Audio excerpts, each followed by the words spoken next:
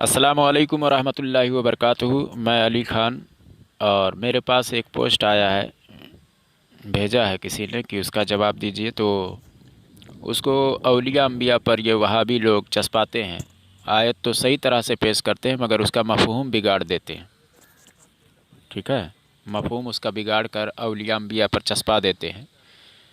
وہ سورہ نحل کی آیت نمبر 20 اور 21 ان لوگوں نے پیش کیا ہے، بھیجا ہے۔ وہ میں آپ کے سامنے لگاتا ہوں، اس کو دیکھ لیجئے، آپ بھی پڑھ لیجئے، اور پھر میں اس کی وضاحت کرتا ہوں۔ یہ وہ پوسٹ ہے، میں اس کو زوم کر دیتا ہوں تاکہ پڑھنے میں آ جائے۔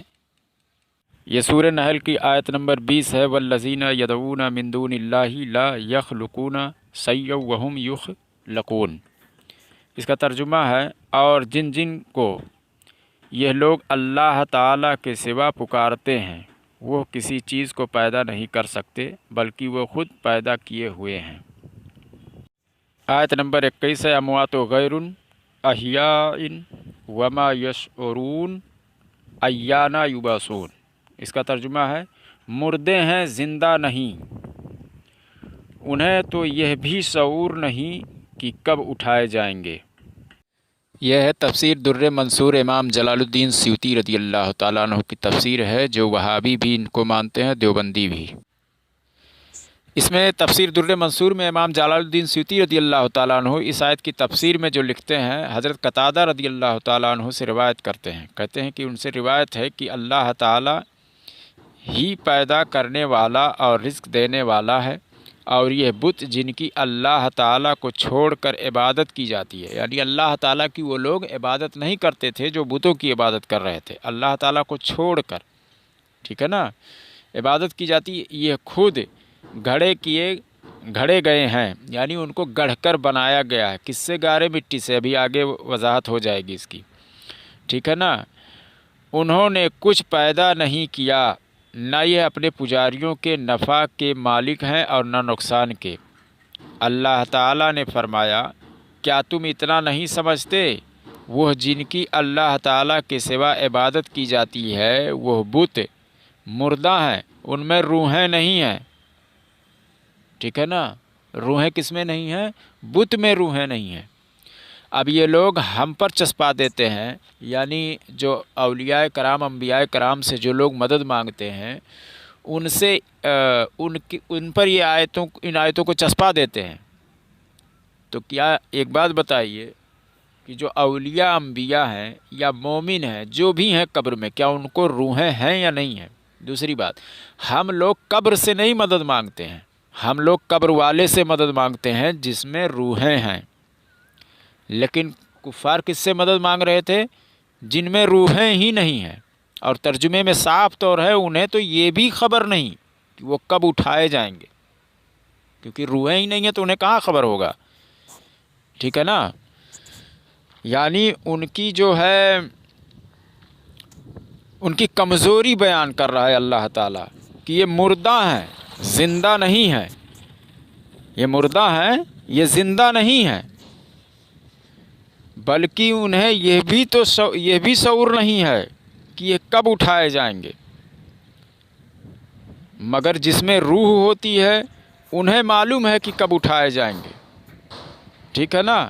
ہر مسلمان کو جو بھی قبر میں ہے سب کو معلوم ہے کہ ایک نہ ایک دن اٹھایا جاؤں گا، اور اسی پر ہمارا ایمان ہے کہ جو اس کا انکار کر دے گا وہ تو کافر ہو جائے گا، ٹھیک ہے نا، کہ ہم ایک بار پھر سے اٹھائے جائیں گے۔ اور یہ جو ہے قیامت کے دن اٹھائے جائیں گے، لیکن تھوڑی دیر کے لیے چلو یہ بھی مان لیں قیامت کے دن نہیں اٹھائے جائیں گے، اگر ہر مردے کو نہیں پتہ ہے، لیکن اتنا تو ضرور پتہ ہے نا کہ کسی نہ کسی دن اٹھایا جائے گا۔ یہاں تک کہ کفار بھی جو اپنی قبر میں ہے اس کو بھی معلوم ہے کہ وہ کب اٹھایا جائے گا، ایک نہ ایک دن اٹھایا جائے گا۔ کیوں؟ کیونکہ حاکم المستدرک میں حدیث ہے، جلد نمبر 1 کتاب الایمان میں، جب صحابہ کرام نے حضور صلی اللہ تعالی وسلم سے پوچھا کہ یا حضور صلی اللہ علیہ وسلم مومن کی روح کیسے نکالی جاتی ہے یا کافر کی، اس طرح کی جب बातें हुई तो सरकार सल्लल्लाहु अलैहि वसल्लम ने फरमाया, मोमिन की भी रूह के बारे में बताया और काफिर के रूह के बारे में बताया कि काफिर की रूह ऐसे निकाली जाती है जैसे कांटेदार छड़ी रुई में डाल दिया जाए, उसके बाद में खींचा जाए, और उसकी रूह को फरिश्ते आसमान की तरफ ले जाते हैं। सातों आसमान के फरिश्ते कहते हैं, किस बदनसीब की ये रूह है जो इतनी बदबूदार है। उसके बाद गैब से आवाज़ आती है कि इसको इसके मकाम पर, इसका मकाम दिखा दो और इसको छोड़ दो। फरिश्ते वहीं से उसको छोड़ देते हैं, आसमान से वहीं से गिरकर आकर अपनी कब्र में पड़ता है। वो जहन्नम का ठिकाना भी देख लेता है। वो तो उसे मालूम हो गया ना कि एक दिन कब्र में आज लेटा हुआ है, एक दिन उठेगा और उसको जहन्नम में जाना है, तो एक दिन उठाया जाएगा, उसको भी मालूम है ना। लेकिन जो जमादात जो चीज़ें हैं, जो ये पत्थरों के और मिट्टी गारे के जो लोग बनाए गए, जिनमें रूहें ही नहीं हैं, उनको नहीं शऊर है कि वो कब उठाए जाएंगे। तो ये औलिया अंबिया पर चस्पा देते हैं कि औलिया अंबिया को माज़ल्लाह रब्बिल आलमीन शऊर नहीं है कि कब उठाए जाएंगे। यानी दूसरे लफ्ज़ों में ये लोग उनको माज़ल्लाह रब्बिल आलमीन काफिर कह रहे हैं। इनकी जहालत देखिए, मालूम किसको नहीं है। हम ईमान ही इसी पर लाए हैं कि एक बार हम पैदा किए गए हैं, एक बार हमें मौत आएगी, फिर हम उठाए जाएंगे। ठीक है ना। तो जब उठाए जाएंगे तो मालूम है, जो कब्र में मोमिन है उससे तो मालूम है ना कि उठाया जाएगा। लेकिन ये जो आयत है कि उनको ये भी शऊर नहीं कि वो कब उठाए जाएंगे। वो कौन है? वो बुत हैं, पत्थरों के हैं, जिनमें रूहें ही नहीं हैं। अब ऐसी आयतों को औलिया अंबिया पर चस्पा कर, अहले ईमान पर चस्पा कर उनको काफिर और मुशरिक कहा जा रहा है। इतने बड़े जाहिल हैं ये वहाबी। ऐसे लोगों से अपना ईमान बचाएं।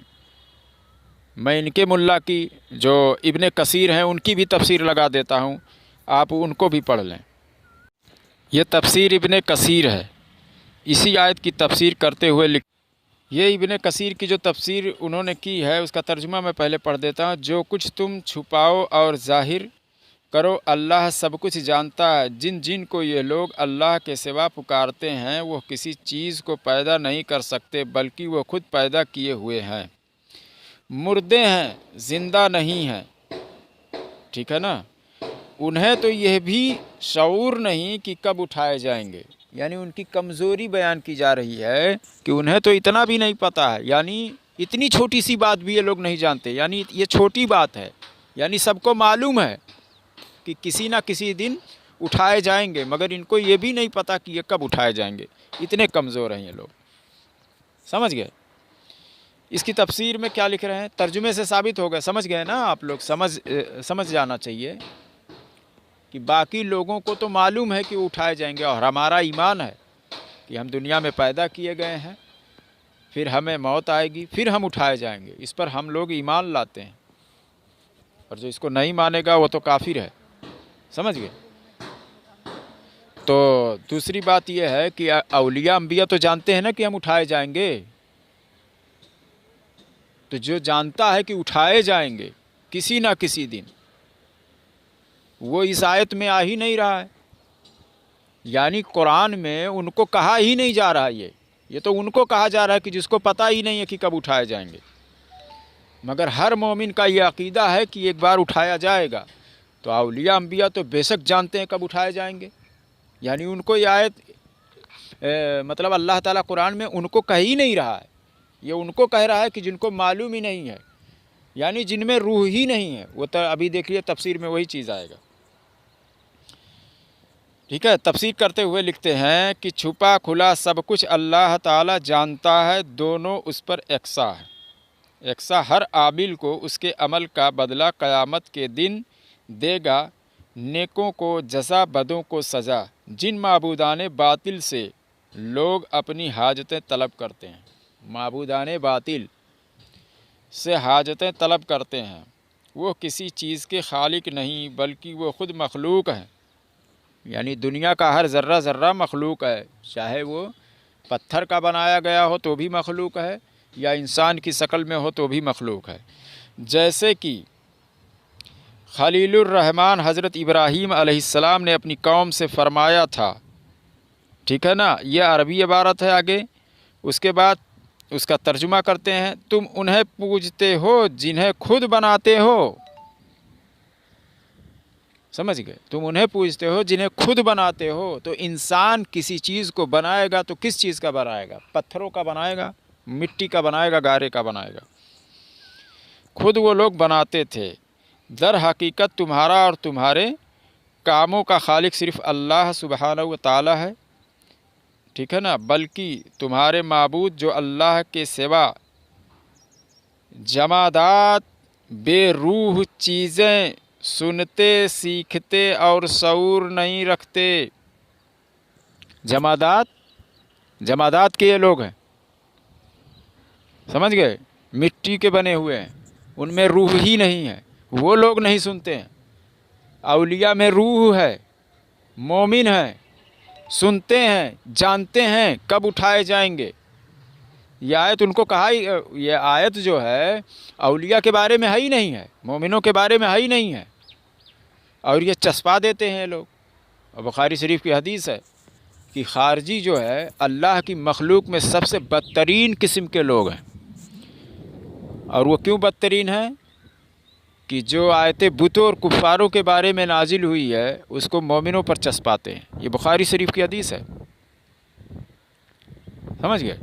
تو یہ ایسی آیتوں کو لیتے ہیں اور مسلمانوں پر چسپا کر ان کو کافر، مشرک، پتہ نہیں کیا کیا کہہ جاتے ہیں۔ ان لوگوں سے دور رہیں، اپنا ایمان بچائیں۔ دیکھیے ہمارے پاس بہت سارا نمبر تھا وہابی دیوبندی کا، کوئی میرا فون نہیں اٹھاتا ہے۔ اپنے اپنے علاقے کے مولویوں کا جو وہابی دیوبندی شیعہ رافضی جتنے بھی ہوں، نام کے ساتھ میں ہمارے واٹس ایپ پر بھیجتے رہیں، اس میں ہماری مدد کریں، کیونکہ یہ فون نہیں۔ اب دیکھیے ہم کو اس ویڈیو کو میں اس کو مناظرہ کر کے آپ کے سامنے ڈالتا، مگر اب یہ فون ہی نہیں اٹھا رہے ہیں تو اس طرح کرنا پڑ رہا ہے، ٹھیک ہے نا؟ السلام علیکم ورحمۃ اللہ وبرکاتہ۔